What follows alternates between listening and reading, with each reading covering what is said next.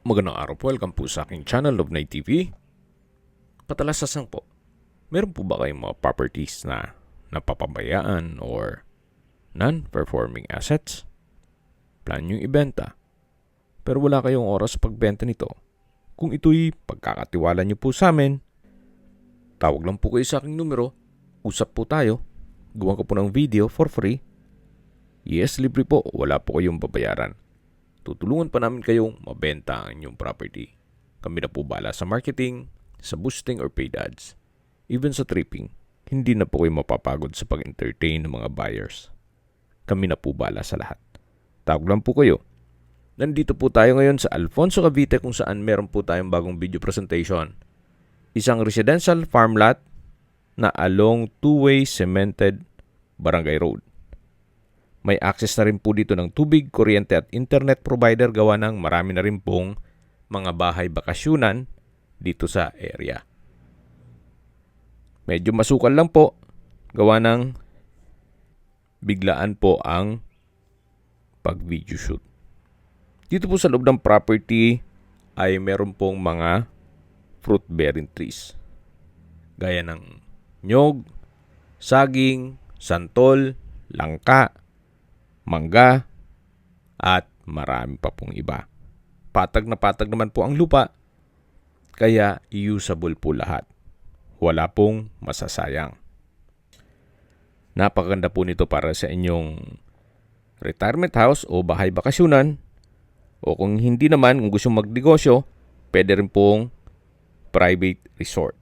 Ang kagandahan po sa ganitong sukat na lupa na 1,401 square meters ay less maintenance. At syempre, kung sakto lang din ang budget ninyo, pwede na po ito. At mamaya po sa dulong parte nitong video, pag-usapan natin ang presyo nito pati distance, location at travel time. Yan po, tunghayan nyo po. Napakatahimik po ng lugar, sariwa ang hangin, at malamig po ang klima. Ito po yung nasa mataas na lugar. Ang estimated elevation above sea level ay 1,168 feet. Okay, sa distance, location at travel time portion na po tayo.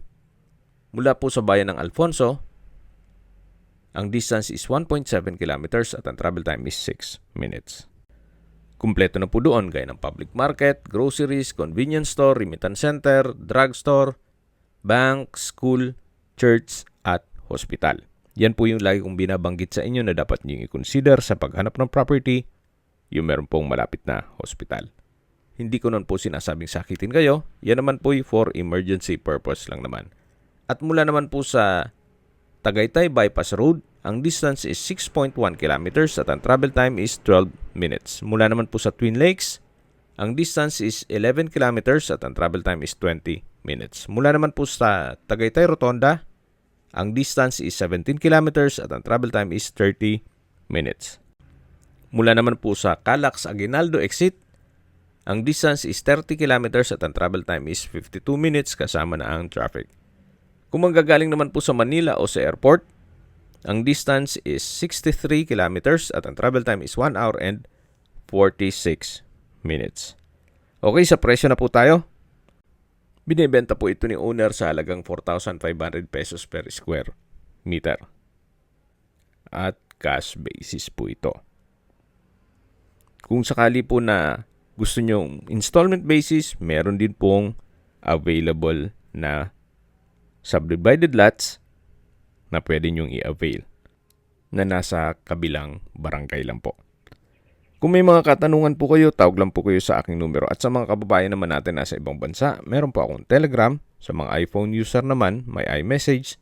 Meron din pong Imo, Skype, Viber at WhatsApp. Same number lang po, 0917-316-3399. Sa mga nagtatanong naman po ng aming Facebook, meron po aming Facebook page na Nov9TV at Facebook Reel Video. Meron din pong TikTok at Instagram. May ibang YouTube channel po kami na The Nov9TV Channel, Nov9TV Listings, Nov9TV On The Spot, Nov9TV Updates, at Nov9TV House Rental. Sana po naibigan nyo ang video presentation. Paki-like and subscribe na lang po sa aking channel para ma-update din po kayo sa aking future listings. Kung sakali po hanap nyong mas malaking sukat ng lupa, meron din po kami ibang listings na pwede nyong pagpilian. Huwag po kayong mag-atubiling tumawag sa amin, then let us know your budget para malaman namin kung anong property pwede naming elok sa inyo. Sa lahat pong viewers, subscriber at nagtiwala po sa amin, salamat po sa suporta. Ingat po kayo lagi at yung pamilya. Maraming salamat po.